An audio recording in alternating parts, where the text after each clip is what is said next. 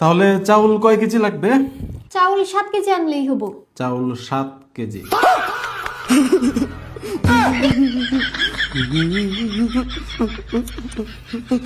চাউল 7 কেজি আনার টাকা নেই আমার কাছে, বুঝছো? চাউল 5 কেজি আনি আপাতত। হ্যাঁ ঠিক আছে, 5 কেজি।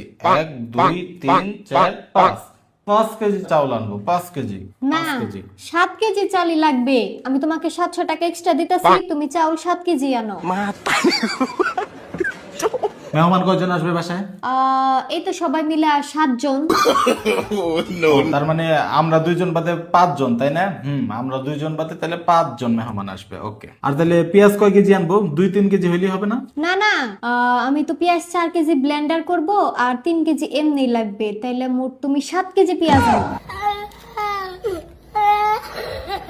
শোনো, পেঁয়াজ বিক্রি হয় কেজি দরে, নয় পাল্লা হিসাবে। আর পাল্লা হিসাবে আনলে টাকা সাশ্রয় হয়। আর এক পাল্লায় কয় কেজি ধরে জানো? 5 কেজি। 5 কেজি। তাই পেঁয়াজ আমি এক পাল্লাই আনবো, মানে 5 কেজি। আচ্ছা শোনো, অনেক গরম পড়ছে, আসার সময় একটা 7 আপ নিয়ে এসো। मैं गाली नहीं दे सकता। नहीं गाली नहीं देना।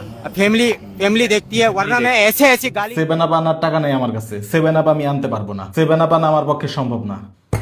সমস্যা নাই, আমি তোমাকে 700 টাকা এক্সট্রা দিতেছি, তুমি একটা 7 আপ আইন দাও। একটা 7 আপের দাম 700 টাকা? হ্যাঁ তাহলে তুমি 7টা 7 আপ আইনো।